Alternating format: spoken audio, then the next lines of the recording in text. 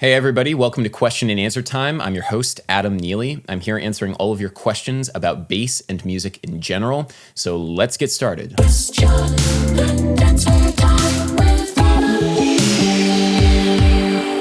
Drazon Spielt writes, question for the next Q&A. Should a musician know what songs are popular at the moment? I was completely unaware of the song Clarity, and I was honestly surprised that the official video has over 200 million views. Does it help to know recent trends in pop music, or would this just be a waste of time when I just play in my metal band as a hobby? So I'm going to answer this question two ways. The first way is, no, of course you don't need to know who is trending right now in pop music circles. It's just not going to affect your life one way or the other. For the vast majority of people, you just don't need to know, especially if you're an amateur musician who plays a style of music that has nothing to do with pop music. Right now, on the global top 50 on Spotify, Taylor Swift has the #1 song with Look What You Made Me Do.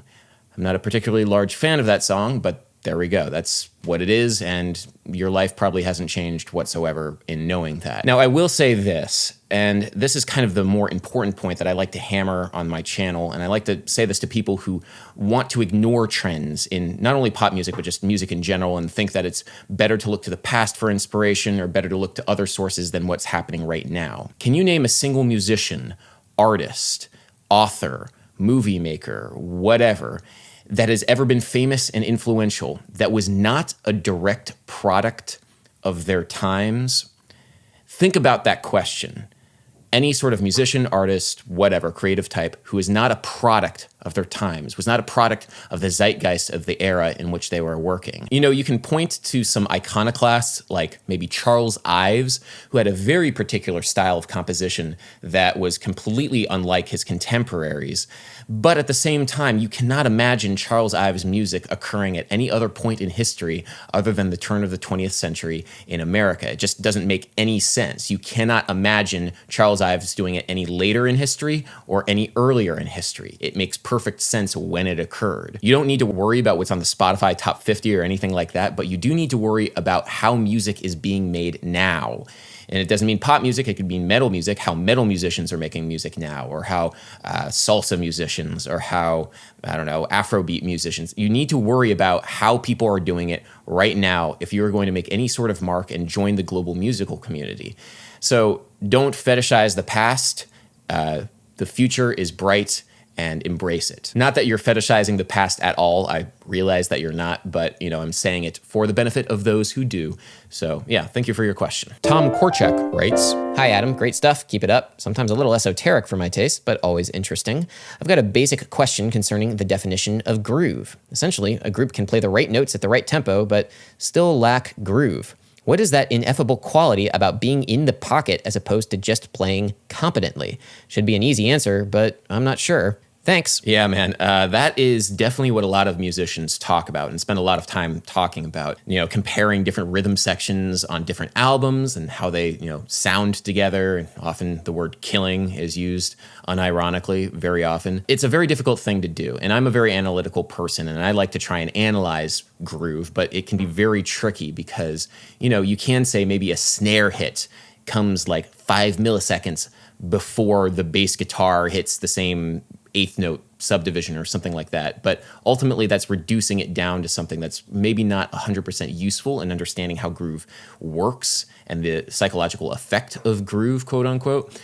There is a book that I would recommend. I'm almost done reading it. It's called Groove, The Phenomenology of Rhythmic Nuance by Tiger C. Roholt. It's fascinating. It's great because he's a philosopher and also a drummer, and he's coming at the concept of groove from a phenomenological standpoint using the tools of phenomenological philosophy and trying to understand how we listen to music and how we might listen analytically, but also listen with our bodies and the different sorts of, gestalts, G-E-S-T-A-L-T, that are involved in perceiving music and perceiving rhythmic groove. Fascinating subject, something that I don't fully want to delve into just yet because I don't really truly understand all the stuff in this book.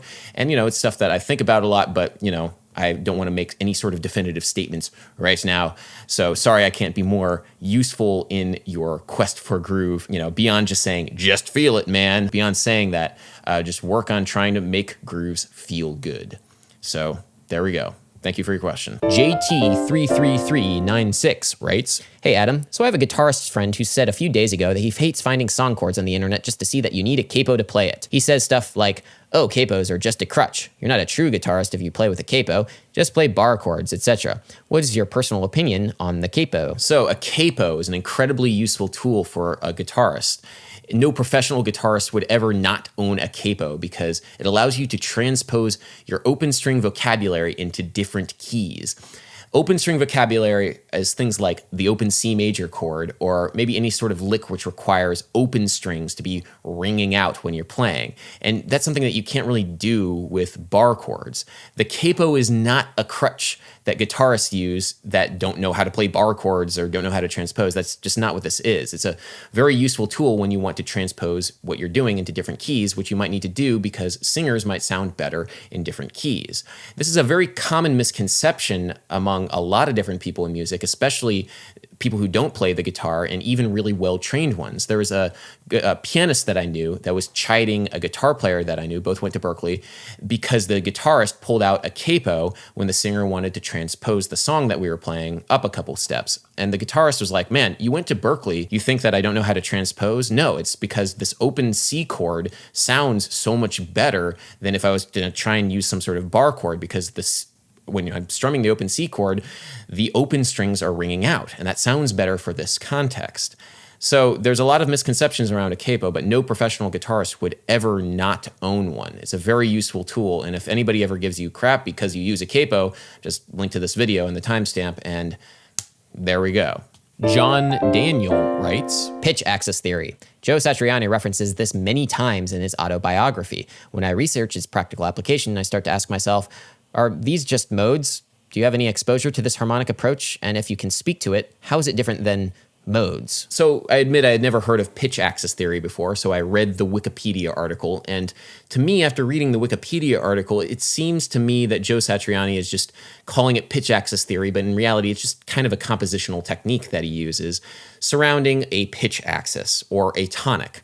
And what you do basically is you select a pitch axis or tonic, like let's say A, and then you cycle through different modes on top of this pitch axis and tonic. And the tension and release comes from the different colors of the different modes in succession. So for example, you might select A, and then you might select maybe a mode of like A Lydian, and you might play A Lydian for 4 bars. It might be an improvisation, or it might be a melody for A Lydian, but you know, that's your 4 bars. Then you select a different mode, like A Aeolian for 4 bars. Then you select a different mode, like A Mixolydian flat 6 for 4 bars. That's kind of the technique, and it's similar to a bunch of different things. Like it's similar to the idea of classical pedal point. Pedal point technique, also known as organ point technique, involves holding down one low note, one low bass note, and then cycling through different colors, harmonic colors, melodic colors on top of it, whether they're modal or harmonic or functional, it doesn't really matter. They all relate back to a bass tonic, or what Joe Satriani would call a pitch axis. Then you have things like modal jazz, which also involve cycling through different modes to create tension and release and color,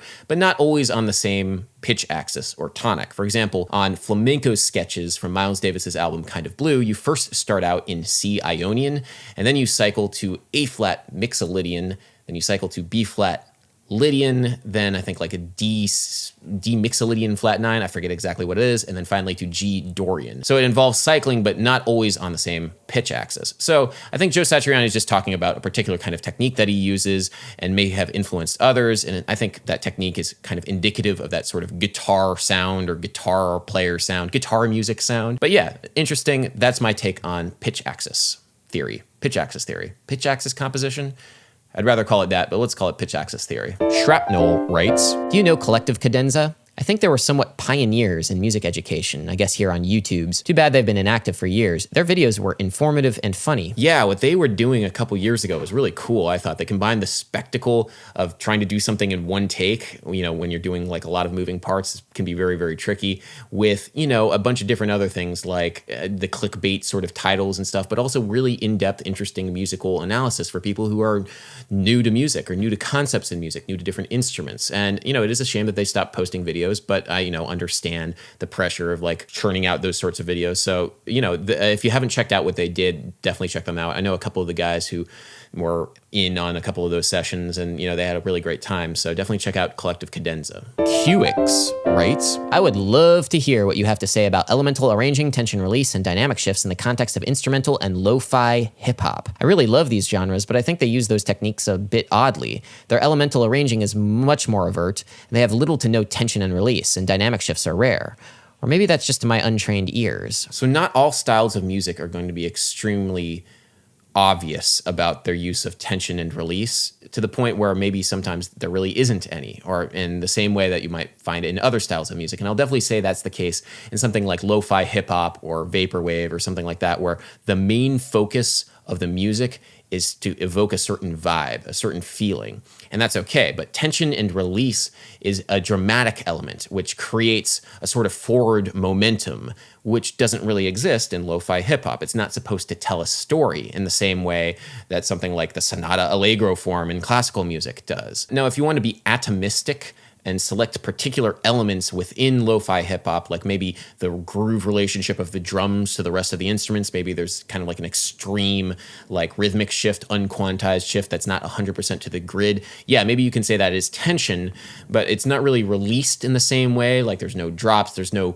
way that everything kind of locks back together. There's no sort of dramatic dynamic shift. That's not really the point, because those all create drama, and lo-fi hip-hop is a very drama-free music. But here's the thing. In order for music to mean something to me, I need that tension and resolution, and I need that drama in order for it to have some sort of emotional impact. If it doesn't have it, it can be a little stagnant. And, that's why lo-fi hip-hop kind of goes in one ear and out the other. It's fine, it's cool. I like the sound of it. I like the textures of it, but it's not generally conceived with that drama in mind.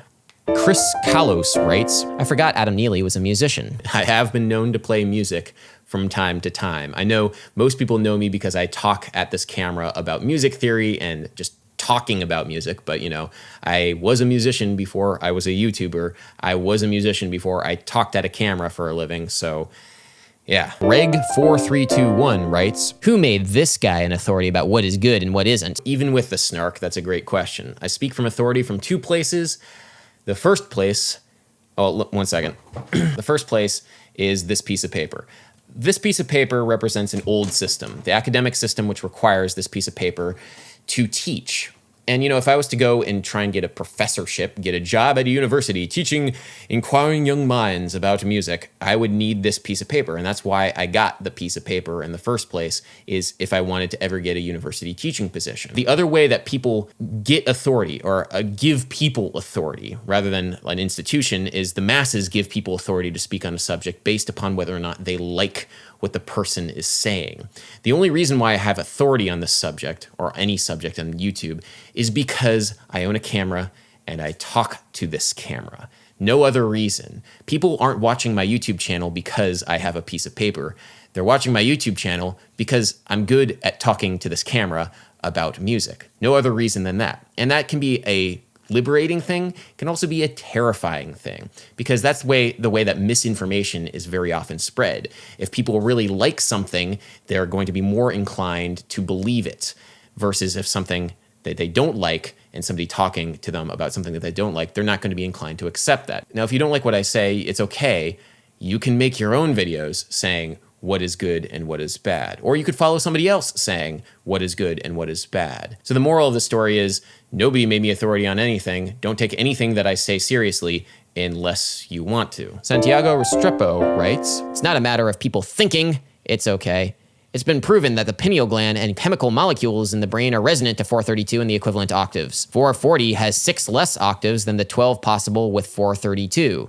Do you even know why you have a pineal gland in your brain and how to use it? I don't even know what you mean by 6 octaves less in 440. That doesn't really make any musical sense. You can't just throw musical terms and expect me to say like, oh, okay, yes. I'm a musician, I do this for a living, and things matter. Terms matter. And so I don't even know what pseudoscience I need to debunk in order to say that that's wrong, because it's just words thrown together. So, yeah. ThomasAleksanderVEVO writes, I wonder what your thoughts are considering different keys in an album. Is it better or worse to have all different keys or use the same key a majority of the time? That is something that I've definitely noticed a lot, like especially in modern metal bands or rock bands or any band which plays in like a drop tuning or something like that, which involves chugging on the low open string to get a really heavy sound. At the end of an album, you kind of get a sense that it just kind of flatlines in terms of the tonality and the key center because everything just revolves around that one string. And there's a little bit more drama in the programming of an album which has different keys. It might help like create more of an arc to the flow of a whole album. That is definitely something that I consider, and I would consider when you're trying to figure out how to put together songs and track listings for an album, trying to make sure that key relationships kind of are fit in there just because of how effective it can be at creating a story and creating a narrative for your album. Ibrahim Hassan writes, Hey Adam, I developed repetitive stress injury in both my wrists due to playing the bass. How did you finally manage to heal? So I know it might be a little bit painful to hear this, but I would suggest actually putting your instrument down for a couple months and taking some time off. The reason for this is that repetitive stress injuries are no joke, and it takes a long time for your body to heal and recover from repetitive stress injuries. Never mind the amount of time that it will take you to adjust your technique to something healthier so that you won't run into the problem of repetitive stress injuries in the future. When I started showing signs of repetitive stress injury, I took literally a month off of playing bass. I still studied music, I still did transcriptions, I did a bunch of things related to music making, but bass playing was something that I really avoided for a long period of time, and it definitely helped. And that coupled with major adjustments in my technique definitely allowed me to continue playing. So I would strongly suggest finding a good music teacher that can correct the mistakes in your technique which led to the repetitive stress injury. And these mistakes will definitely include things like bent wrist, tension in the hands, tension in the forearms, excessive stretching. All these things can lead to repetitive stress injury. So best of luck in your recovery. Antonio Rivera Torres writes, Hey Adam, question for your next Q&A. I'm a Puerto Rican trumpet player, and I noticed many Latin American musicians that play jazz struggle to sound like jazz musicians, even though they use jazz vocabulary. It's kind of like if you hear me speaking English. I might use the language correctly, but you'll easily notice I have a weird accent. I wanted to know your take on this. What constitutes the jazz sound? What can you do to improve this aspect? Thanks in advance. So I'm positive that you would feel the same way about an American jazz musician playing salsa music, because yeah, technically maybe the jazz musician has studied a little bit of salsa and knows some of the licks and the rhythms and how it all kind of comes together, and maybe learn some cascaras and tumbaos and montunos and all that stuff, but it would not be the same. It would not be authentic. A couple years ago, I went to Puerto Rico and I went to a salsa club in Old San Juan called the Nuyorican Cafe, and it was awesome because the salsa musicians there were just playing this ridiculously tight, amazing salsa music that I had never really experienced before. I'd never seen live before.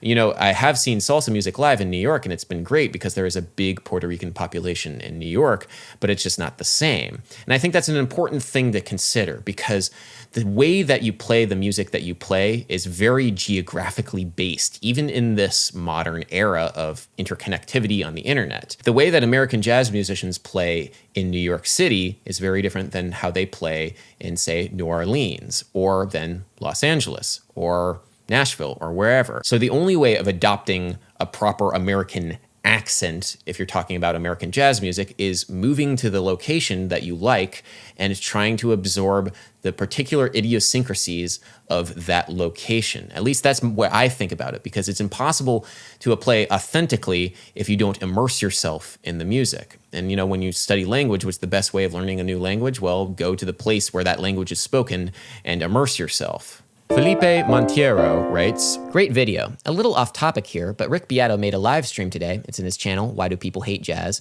And at around 25 minutes, he talks about the sideman practice on today's jazz mentality and about the lack of people communicating on a deep level. What do you think about his point of view? Yes, I do agree with Rick that there is a lot of the sideman mentality in the jazz community these days. And that's just the economic reality of the situation. Because when you're in a community where there is not money involved, people are not paying a lot of money to go see jazz gigs and great jazz musicians play in jazz clubs. No, people are barely getting paid $40 for a 3-hour gig, even in New York City. That's like a going rate for like a jazz dinner gig or whatever. That's just the reality of the situation. And when you're treating yourself like a business, like you should as an independent musician, you sometimes need to go where the money is. And sometimes you might get a really decent paying gig that pays you what you are worth. And what that means is that you might need to back out of a jazz gig, which you might, rather be playing, but you also need to pay rent. So that means that a lot of times there will be subs on jazz gigs. That's just the reality of the situation. And it's unfortunate, but that's what happens. And so what happens is that a lot of times people play jazz gigs that are not as good as they could be if you had a band that was like really tight and just playing all the time. The most transcendent experiences I've had as a musician have been with bands that play together all the time, because we anticipate what each other is going to do in any given situation. And I think that's great and that's fantastic, but that's not always going to be the case. So I agree with what Rick is saying, and I think there's a lot of work to be done in this field of trying to get people to really focus in on having bands and like creating a statement that's based upon the chemistry between a couple of different people in the jazz community. But there are outlining circumstances that might, unfortunately, mean that that's not always going to be the case. Anyway, guys, thank you so much for tuning in to Question and Answer Time with Adam Neely. If you're listening to this as a podcast on iTunes, be sure to remember to rate and review. Please comment, like, and subscribe, and also consider joining my Patreon, because it's the patrons over at my Patreon that make this channel possible. So thank you so much, and until next time, peace.